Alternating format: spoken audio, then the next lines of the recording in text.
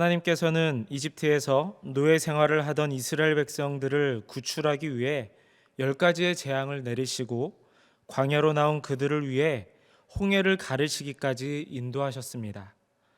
우여곡절 끝에 광야 생활을 시작하게 된 그들이 바로 약속의 땅인 가나안 땅으로 들어가면 참 좋았겠지만, 하나님은 그들이 진정한 하나님의 백성으로 세워질 수 있도록 하나하나 단계를 거쳐가게 하십니다.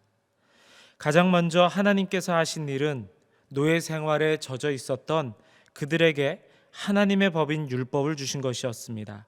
그리고 하나님과 백성이 만날 수 있도록 성막을 짓게 하셨습니다.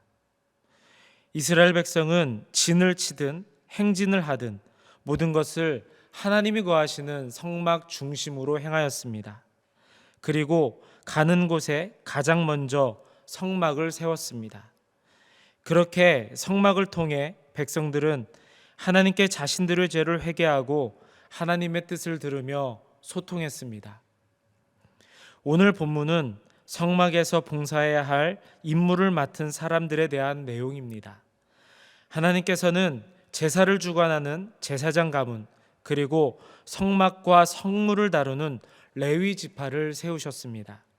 이는 하나님께서 그만큼 성막을 중요하게 여기셨다는 의미입니다.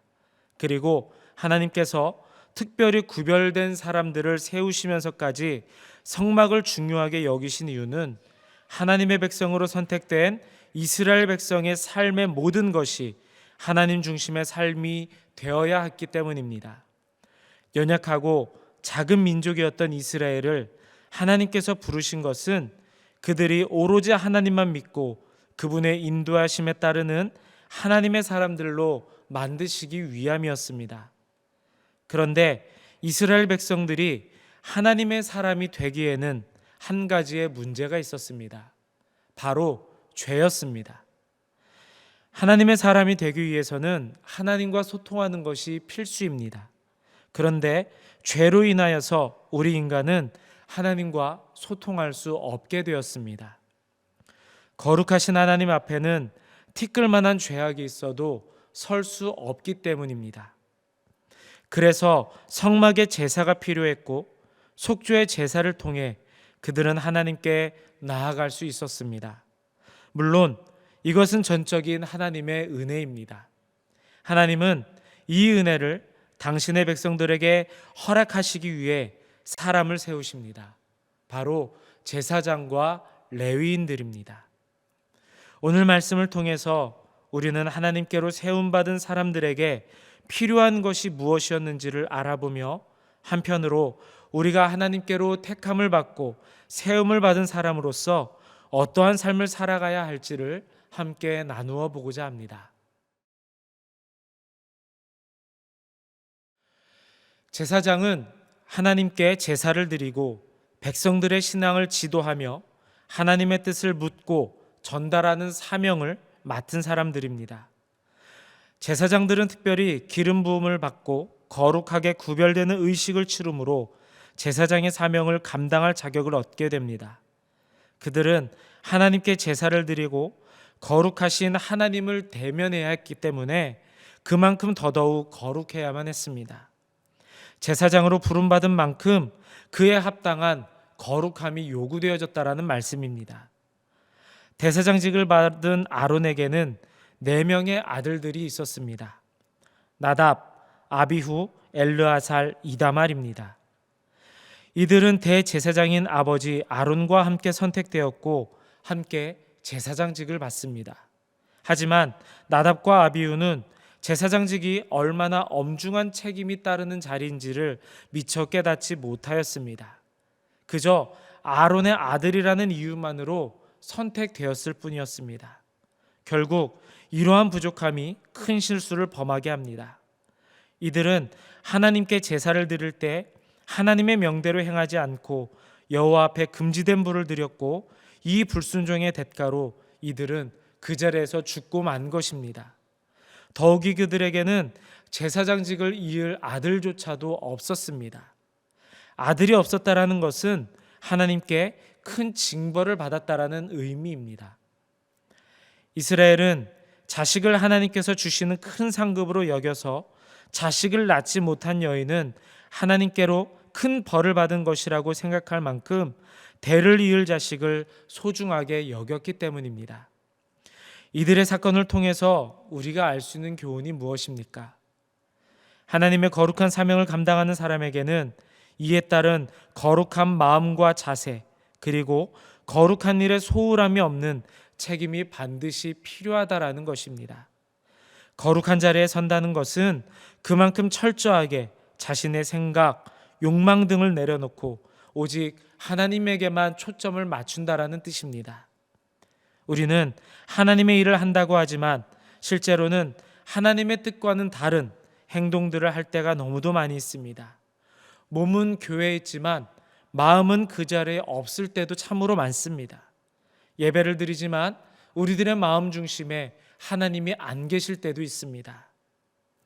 이것은 나답과 아비후가 하나님께 다른 불을 드리는 행위와 같음을 우리는 기억해야 합니다. 예배를 드릴 때 하나님의 일을 행하며 주의 이름으로 선한 일을 행할 때 더욱더 거룩한 마음을 가지고 행하는 우리의 모습이 되어야 할 줄을 믿습니다. 하나님께 제사를 드리고 성막을 관리하기 위해서는 여러 사람의 손길이 필요합니다. 하나님께서는 이 일을 위해 한 지파를 선택하셨습니다. 바로 레위 지파입니다. 하나님께서 이들을 선택하시면서 레위 지파의 사람들은 모두 하나님의 것이라고 말씀하십니다. 하나님은 그럼 왜 레위 지파를 선택하셨을까요? 잠깐 레위 지파에 대한 이야기를 해보고자 합니다. 레위는 야곱이 첫째 아내인 레아를 통해 낳은 셋째 아들이었습니다. 남편의 사랑을 받지 못하는 이 레아가 이 아들로 말미암아 남편과 연합되기를 원하는 이 소망이 담긴 이름이 바로 레위입니다. 레위는 아버지 야곱을 따라 가나안으로 귀향하던 중 세겜 인근에서 여동생 다나가 하몰의 아들에게 강간을 당하게 되자 레위의 형 시므온과 함께 계략을 꾸며 세겜 부족을 몰살시켜 버리는데 이 일로 인하여서 레위의 자손은 가나안 온 땅에 흩어져 살게 될 것이라는 이러한 저주를 받게 됩니다. 하나님 앞에서 큰 죄를 짓고 만 것입니다. 그러나 그 후 레위는 게르손, 고핫, 무라리 세 아들을 낳게 되는데 이들을 통해 형성된 자손들은 훗날 출애굽 후 광야 생활 도중 금송아지 사건 때 유일하게 우상에게 숭배하지 않은 이들이 됩니다. 뿐만 아니라 요단 동편에서 이스라엘 백성이 우상을 섬기며 음행할 때에 레위 지파의 비느하스가 우상 숭배자들을 쳐 죽임으로써 하나님의 공의를 만족시켜 드립니다. 그 결과 하나님은 성전에서의 봉사를 레위 지파 사람들에게 맡기셨고 레위 사람들이 하나님의 것, 하나님의 소유가 된 것입니다. 성막 봉사를 위해 세워진 레위 지파 사람들은 다른 일을 하지 않았습니다. 오직 하나님의 성막에서 하나님께 제사를 드리는 일에만 봉사하였습니다. 물론 레위 지파는 하나님의 것이었기 때문에 먹고 사는 문제는 하나님께서 책임져 주셨습니다. 가나안 땅에 들어간 후에도 유일하게 레위 지파에게만은 기업도 주어지지 아니하였습니다. 이들은 각 지파로 흩어져서 이스라엘이 하나님께 제사를 드릴 수 있도록 성막에서 봉사하고 백성이 하나님으로부터 멀어지지 않는 삶을 살도록 붙들어주는 이러한 사명을 맡기 시작하였습니다. 레위의 삶은 하나님께 부름받은 우리들의 삶을 잘 보여줍니다. 죄인의 신분이었던 레위 사람들이었지만 하나님의 뜻에 순종하며 거룩한 길을 가고자 결단하고자 행하였을 때 하나님은 그들을 용서하셨습니다. 그리고 그 은혜의 결과로 레위인은 하나님의 것이 되어 새로운 사명의 길을 걸어가게 되었습니다. 이렇듯 우리 역시 죄인이었으나 예수 그리스도라는 이 복음을 듣고 하나님의 말씀에 순종하는 삶을 통해 죄인의 신분에서 하나님의 자녀라는 신분으로 바뀌게 되었고, 이제 우리의 삶의 처소에서 복음을 전하는 거룩한 사명을 받은 그리스도의 일꾼이 된 것입니다. 이러한 하나님의 은혜를 생각한다면 우리에게 맡겨진 하나님의 일들에 대하여 더더욱 감사한 마음을 갖는 것이 마땅합니다. 우리가 자격이 있어서가 아니라 우리를 용서하시고 다시 한번 안아주시는 하나님의 은혜가 우리를 하나님의 것, 하나님의 소유로 만들어 주셨음을 기억하시기 원합니다. 이스라엘 중에서 제사장과 레위 지파만이 구별된 삶을 살아야 하는 것은 아니었습니다. 이스라엘은 모두 선택받은 민족으로서 하나님께 예배하며 오직 하나님만을 섬기는 하나님 중심의 삶을 살아야 했습니다. 그리고 이 사실은 하나님의 자녀로 선택된 지금 우리에게도 해당하는 말씀입니다.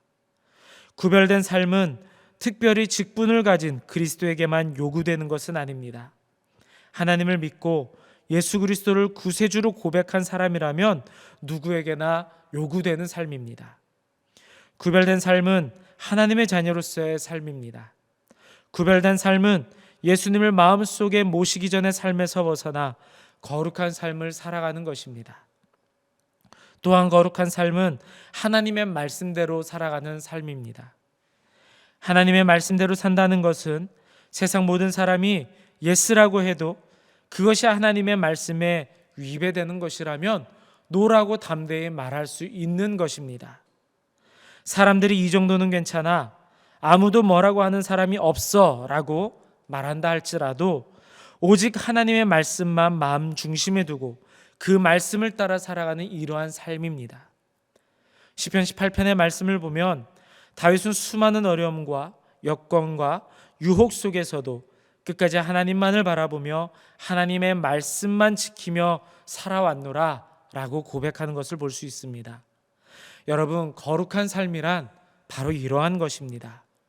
그런데 다윗의 이 고백 속에는 저절로 이러한 삶이 사라졌다라고 이야기하지 않습니다.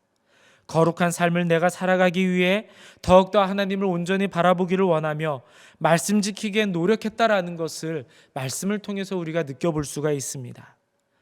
내 삶에도 거룩한 삶을 살기 위한 선택의 순간들이 순간순간 찾아옵니다. 그때마다 여러분들은 어떠한 선택을 하고 계십니까? 거룩한 선택을 하고 거룩한 삶을 살 수 있도록 기도하며 또한 노력하시기를 원합니다. 사랑하는 성도 여러분, 우리는 그냥 그리스도인이 아닙니다. 하나님이 택하신 족속이고 왕 같은 제사장이고 그의 소유된 백성들입니다. 이 시대의 제사장이자 부름받은 레위 사람으로서 우리가 있는 곳에서 하나님 중심의 삶을 살며 하나님을 드러내야 할 의무가 있는 것입니다. 하나님이 세우신 제사장의 모습, 레위인의 모습을 통해 우리의 삶을 하나님 앞에서 어떻게 가꾸어 나가야 할지 다시금 재정비하시기를 원합니다. 그리하여서 하나님이 세우신 사람들의 모습답게 거룩한 삶으로 하나님께 영광 돌리는 여러분 모두가 되어주시기를 이 시간 주님의 이름으로 간절히 축원드립니다.